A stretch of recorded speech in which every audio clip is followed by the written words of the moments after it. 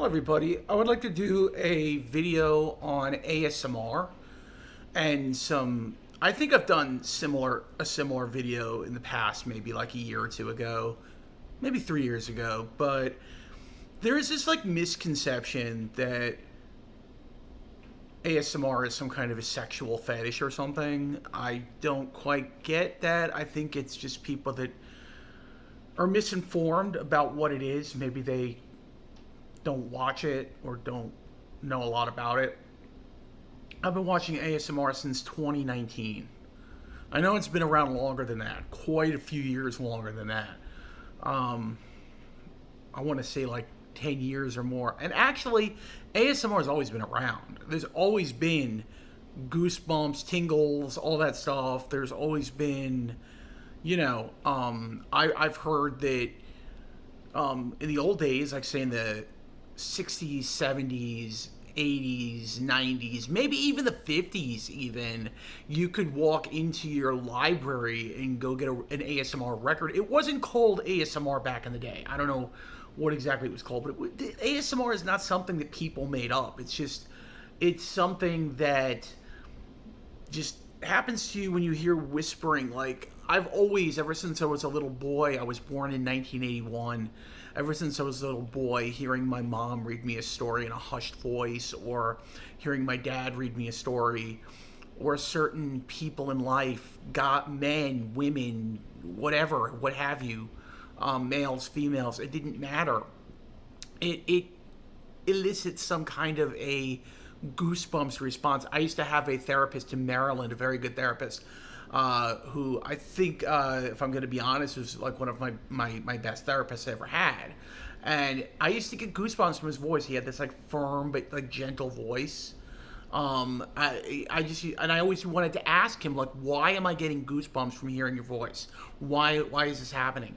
So I was just a little too shy to ask him. I didn't know. I didn't know what ASMR was back then. I had no idea. My first ASMR video was Scottish Murmurs, and I read about it in an article in 2019. I think it was spring 2019.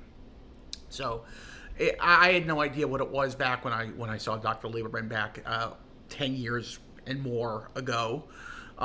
So I had absolutely no idea. So I was on Everblue ASMR Twitter page today, and I saw a video that I had seen before. It's an older video about ASMR artists explaining that this is a big business, a big lucrative video. The people are making tons of videos in the ASMR community, and that it isn't a sexual fetish. It just isn't. I mean, look at me, for instance. I am a heterosexual man. I am not gay. I'm not attracted to men. Why do I watch men ASMR artists? Why do I watch several men ASMR artists? I won't name names here. I'm not gonna put anyone on the spot, but I do watch several guy ASMR artists, and I'm just watching it because it's relaxing. Sometimes they give me goosebumps, and that's also relaxing. And I mean, who hasn't gone to a concert and gotten goosebumps from a certain song or something? It happens to me when I go to a John Williams show or something. So it's relaxing. It gives you tingles, goosebumps. It helps with my anxieties. I have some anger issues. It helps with that. It helps calm me down, and it helps me sleep. That's basically what ASMR is. There's really not much more to it. Are there some minority fringe artists that are sexualizing their content? Yes. And they're in the minority, and I honestly only follow one of them, and I'm not going to name a name, but she basically does it so tongue-in-cheek that unless you knew exactly what she was referencing or what she was talking about, if there was like a 3-year-old sitting in my room watching my TV here, they wouldn't know what she was referencing or talking about. most, if not all, ASMR is like that. It's like, even if it goes a little on the fringe of being a little inappropriate, it's like kids see way worse on TV and movies, and um, it's mostly for relaxation. And even the one I'm talking about, she does what's known as personal attention. It's a little cheeky, okay? A little cheeky in her titles, in her thumbnails and stuff. But the actual content is a lot more PG than the thumbnails. And a lot of times her thumbnails are so cheeky that ASMR takes them down, you know? So, or maybe she does. I don't know. I don't know who takes them down, but someone takes them down. And her actual content is purely, you know, personal attention. It's just relaxing after a long day. You know, a lot of people, they come home from either school or work or something, and they want something relaxing after that. And or people want to study, you know, kids want to study and they want something relaxing in the background while they're studying. ASMR can help with that. There's another type of ASMR, and a lot of people I talk to who are totally against right, like the kind of ASMR that you know, mainstream ASMR, but they like white noise, brown noise, stuff like that. The sound of a fan, the sound of a thunderstorm, rain, ocean sounds, jungle sounds. So, bird sounds, all that kind of stuff. Crickets, forest sounds.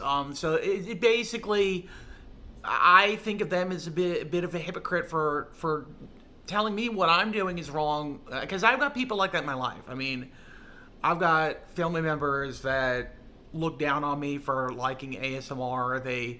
They have said some pretty nasty things in the past, and I try to explain to them that this is just for relaxation.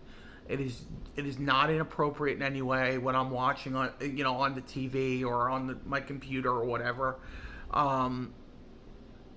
I think it's a stigma. I really think it's a stigma. I think people don't understand what ASMR is, and some people mistake not liking the sounds of it for it being inappropriate in some way or for being bad. Okay, I know some people in my life that I don't like their music that they listen to, and I could hear it from one room over, or I don't like TV shows they're watching. But I don't tell them don't watch that. I don't say that's not appropriate, don't watch that. I mean, that's just not right. I mean, there is more inappropriate stuff on the Lifetime Network than there is in the ASMR community. And that is just facts. That's facts. And I think that if people were honest with themselves, they would say, I don't know enough about it to judge. I don't know enough about it to judge. And I think if more people took that stance in life on anything, even like if I don't like a certain kind of music, maybe I shouldn't judge it if I don't know all about it. Maybe I don't know what it's about. Maybe I don't know the lyrics or something. Maybe I should get more informed before I say I don't like something. And it's the same with ASMR. And there is a video that I'm talking about. I saw it on online today, and I will plug that video. I will try to find it and put it in the comments. I mean, in the description. If I can't find it, then just go looking for. It has Gibby ASMR in the thumbnail. It has Gibby ASMR in the thumbnail. I forget the name of the name of the media group that does it, but if I can look that up, if I can't get the video in the description, I will at least name the media source for it, and you could probably look it up on YouTube or something. So anyway, that's gonna be it, guys. I just wanted to say how I feel like there are some misconceptions, there are some misunderstandings about what ASMR is, and I think if more people actually did the research or just admitted they don't know enough about it to really make a a comment about it or to have an opinion about it, I think there would be less issues with family members telling other family members what you're doing is wrong, because you know what, it's not wrong. I go to therapy. I have been for years. I see a really nice therapist now. She's really nice. She tells me ASMR is a good tool for therapy. ASMR is a good tool for therapy. I'm going to leave it at that, guys. Have a great day. Have a great night. May the force be with you.